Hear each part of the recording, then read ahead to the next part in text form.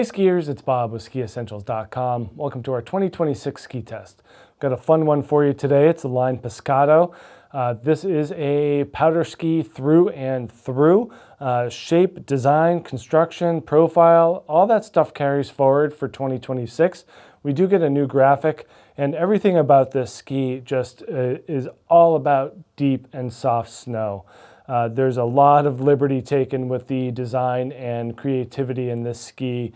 Certainly a mastermind from Eric Pollard in terms of the shape and profile. The Pescado with that swallowtail just looks unique and unlike anything else out there and performs as such.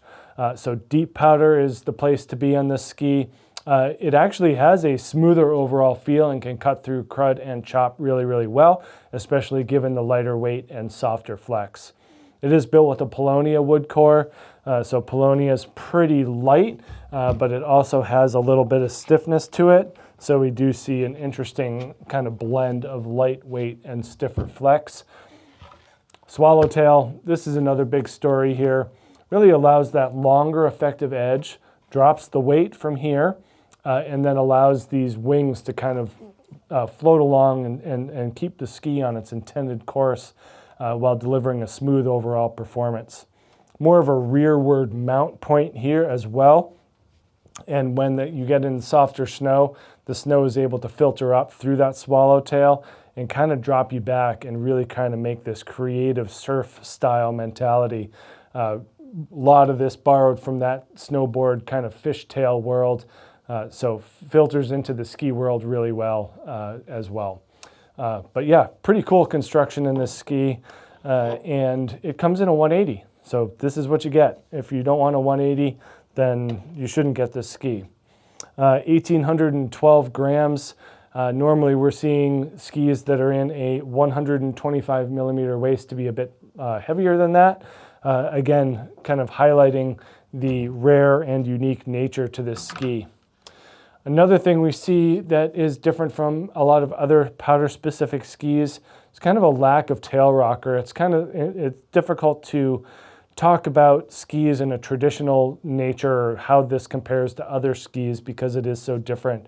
But normally we're seeing a lot more rocker. That swallowtail certainly takes the place in terms of being able to surf and float as opposed to something with just a more dramatic rocker profile and taper shape.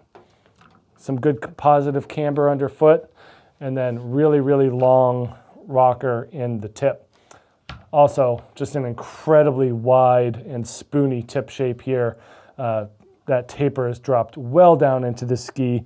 Pretty straight cut underneath though, about 19 meters in the turn radius, although it's really kind of hard to pinpoint a specific number because they just work so differently than other skis.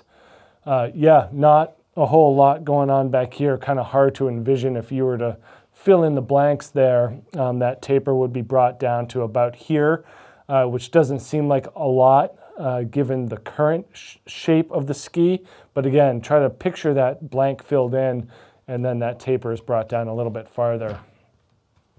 And yeah, hard to kind of talk about tail rocker in a traditional sense.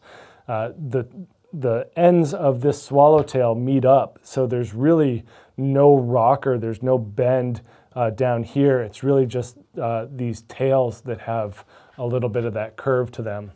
Yeah, not a lot to compare it to, but when you get it in deep and softer snow, you'll understand why all of these things exist.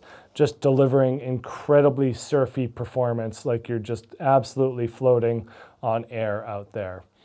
It is more of a specific ski. You know, I think that for crud and chop, it will hold up just fine, but it is not a powerful ski.